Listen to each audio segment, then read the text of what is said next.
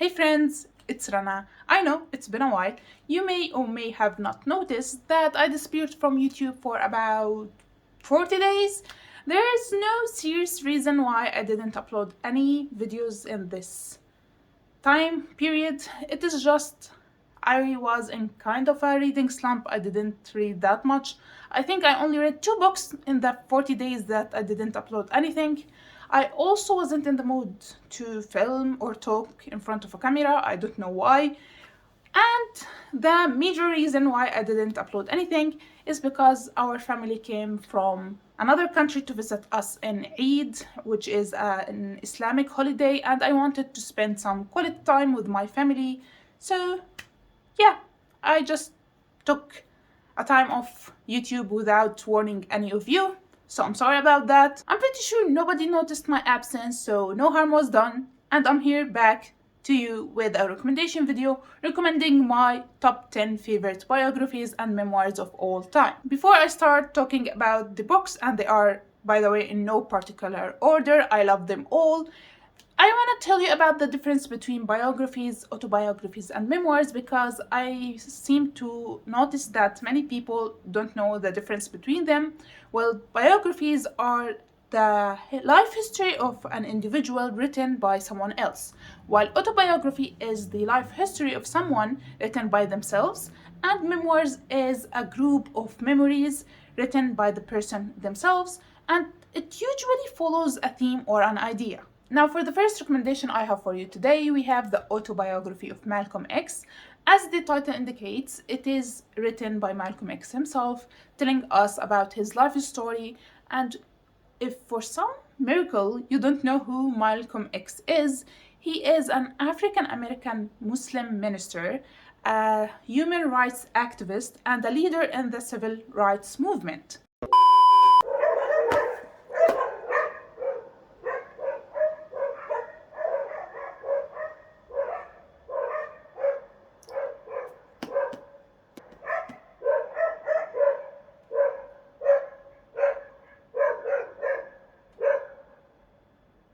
Okay. Here we learn about his childhood, his teenage years, and how he ended up in prison. And in prison, he converted to Islam after reading library books. Well, after he got out of prison, he joined Nation of Islam, which is, by the way, a corrupt establishment that doesn't really follow the true religion of Islam. But of course, he didn't know that at first. But after he went and visited Mecca for Hajj, he discovered the true religion of Islam and left Nation of Islam for good. Not long after that, he sadly was assassinated by, assumingly, Nation of Islam themselves. This is just a brief summary of what this book is about. Of course, it is more than that. It has a lot other things in it and ideas. But when I read this book years and years ago, I didn't know who Malcolm X was at that time. So when I started reading this book, I came to admire him through the pages of this small book, and I really got attached to him. So when he got assassinated, I was flabbergasted. I was shocked. I didn't know that he was assassinated in real life. I assumed that I was just reading this autobiography of this great man who died naturally, but I didn't know he was actually assassinated. So I was really, really surprised, and it really broke my heart when I read how his family witnessed his murder. And I really miss these good old days when I didn't know Goodreads and booktube, where I started reading books and picked them up just because they seemed interesting by the synopsis on the back without knowing anything else about them, whether they are popular books, whether they are hated books. I just read books because the synopsis was interesting to me. And that's why I feel like I used to enjoy reading books way more back in the day. Now it is really rare for me to start reading a book without knowing anything about it because I probably heard about it hundreds and hundreds of times before start reading it. It was a great book about a great man, and he is someone to look up to for Black people, Muslim people, and everybody, honestly. May he rest in peace, and Allah yarhamu. Then we have First They Killed My Father by Lang Ung. This memoir talks about the author's experience and what happened to her during the end of the Cambodian Civil War and the Cambodian genocide. During that time, she got separated from her family and ended up being trained as a child soldier in a work camp for orphans, while witnessing many horrors no child should witness ever, and barely surviving eating nothing at all. This book was horrifying, the most disturbing memoir I ever read, but I kept reading it anyway. I didn't stop, mainly because no human being should go through what she went through, but it is more disturbing to read about a very young child going through all of that shit she went through. I love this book. Love isn't a good word to describe it. I appreciate this book because I learned many things from it and learned the country's history of Cambodia. I may sound ignorant when I say that, but I never heard of the Cambodian genocide prior to reading this book, and I can definitely say not many people know about it from where I came from, but I really appreciate what I learned from this book because it was very educational and eye-opening to me. I believe there's a movie based on this book and it was directed by Angelina Jolie, the queen herself, but I didn't watch it, will never watch it because the book was enough. I didn't cry reading the book because I don't cry that much reading books, but if I watch that movie, I will be a mess. So I appreciate the book as is, and if you want to watch the movie, go ahead and tell me if it is worth the watch. The next memoir we have is Stolen Lies by Malika Ufaqir. I believe I'm 99% sure that this was my first memoir I ever read. This one I read in Arabic under the title Al-Sajina, which literally translates to the female prisoner. It is the story of Malika, the eldest daughter of the Moroccan general Ufaqir. At the age of 5, she got adopted by the king of Morocco himself and she lived in his palace. At the age of 19 in 1972, her father was arrested and executed for attempting an assassination on the king of Morocco himself. So after that, she got arrested with her mother and her 5 younger siblings, and they were put in the middle of nowhere in a prison in the desert. And in this memoir, she tells us about all the horrifying things that were inflicted upon them in prison during these 20 years. They spent 20 years in a prison in the desert, and in 1996, they escaped by digging a tunnel with their bare hands. I read this book years and years ago, like more than 10 years ago, but I still remember a lot of it, surprisingly. Maybe because I didn't read anything similar to it before, and it was my first memoir, so that's why it is still burnt in my memory, but I'm planning to reread it soon and make a proper review of it. But if you are interested in these type of memoirs talking about prison life, I highly recommend it. Then we have one of my favorites of last year. It is A Man's Search for Meaning by Viktor E. Frankl. This one is a half memoir, half psychology nonfiction. That's why I was debating putting it in this video, but screw it, I love it so much and I want you to read it, so here we are. The first half of this teeny tiny little book is about Viktor E. Frankl's life in a Nazi death camp, the lesson he learned there about spiritual survival, and the stories of his patients. The second part of it, he discusses his theory, which he called logotherapy. At the heart of his theory, he says that the primary human drive is not pleasure, it is the pursuit of what we find meaningful in life. I love this book. I flew through it in no time.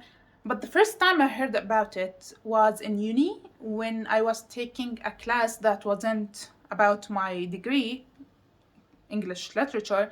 I was taking a class about Islamic history or something like that, and the professor was amazing and he always recommended us books like this. He recommended it to us and he told us the title in Arabic, which was Al-Insani Yabhathu an Ma'na. I wrote the title of that book down in my notes on my phone and said I'm gonna look it up. But after a few years, like 2 years, I started hearing about this book online and it clicked. The title in English is the same, literally is the same in Arabic, and I don't know why I didn't notice that before, but after I knew that they are the same book and everyone loved them, I bought it, read it, and enjoyed it as much as everyone else. I unfortunately don't remember my professor's name because I'm really bad with names, yeah, to that degree, but I'm gonna look him up because I'm really thankful for him for recommending such a great book. I really treasure this book. It is amazing and I love all the lessons in it, and I will keep coming back to it every once in a while because I really need it. Then we have I Am Malala by Malala Yousafzai.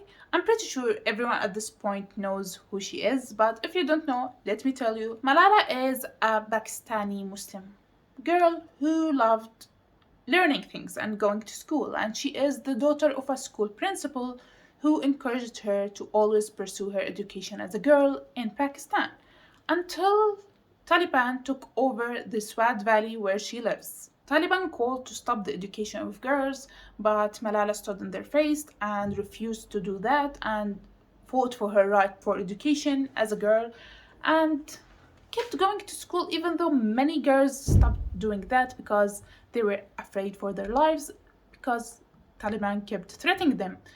In 2012, while she was on her way to school with some other girls on the bus got stopped and Taliban shot Malala in her face.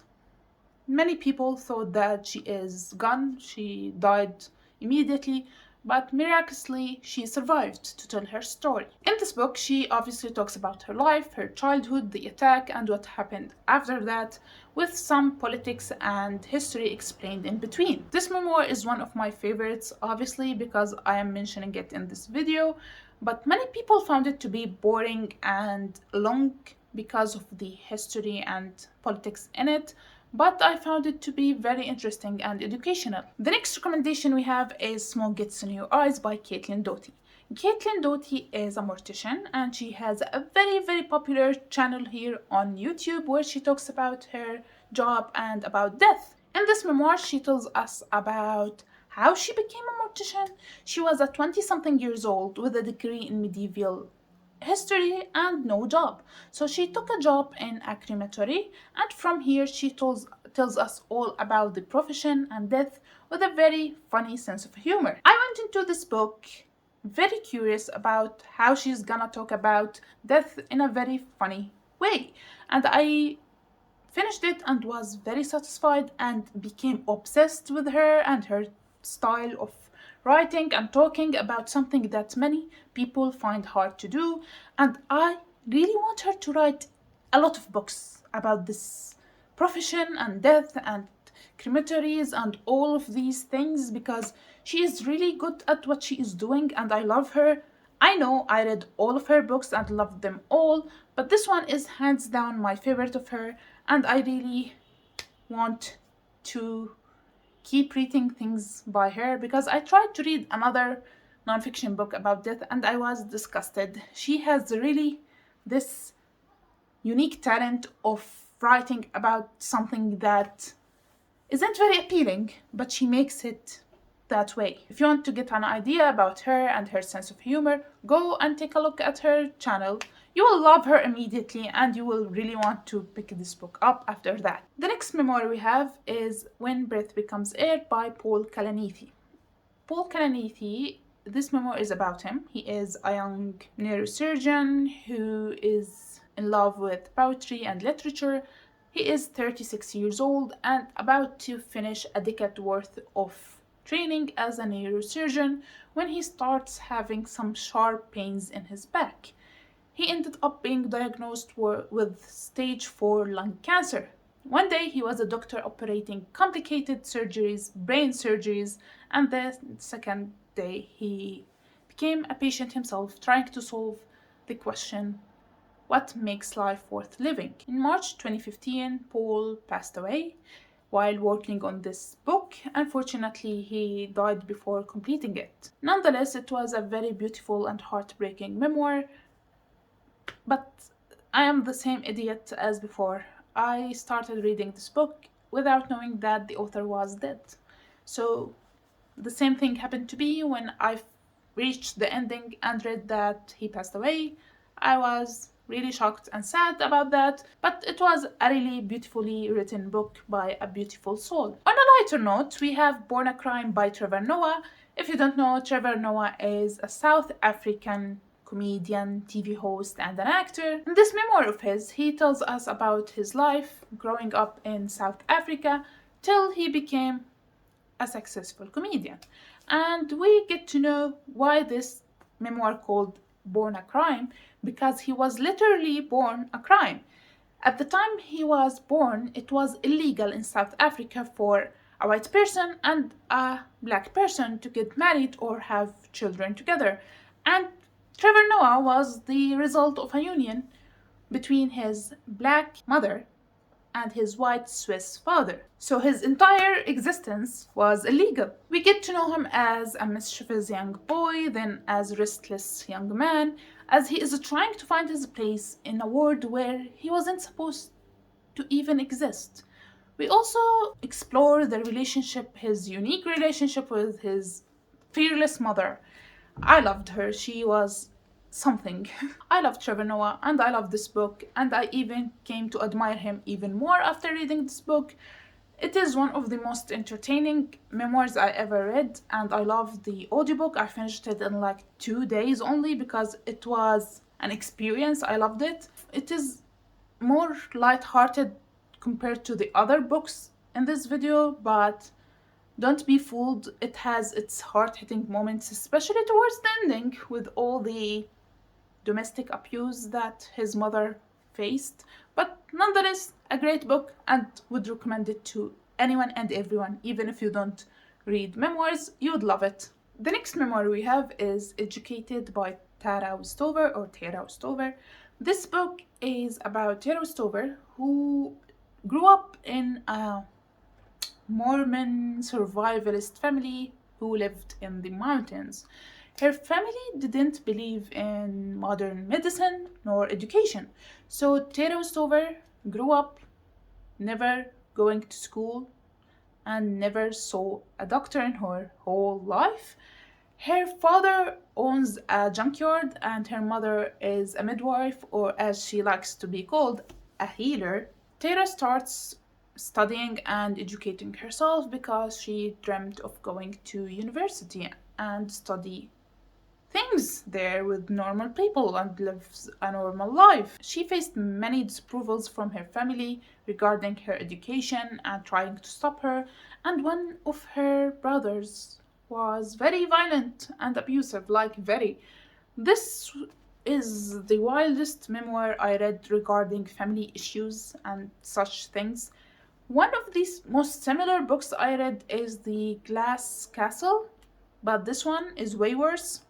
It kept shocking me again and again and again. You can see that I tapped the hell out of this book, and I don't usually tap books. I'm not that type of a reader. I prefer to read books without tapping or lining or highlighting anything in it, but I did for this one because I was planning to make a review video for it, and I ended up changing my mind because I knew if I sat down to talk about this book for like an hour and a half making a review video for it, I will be very angry.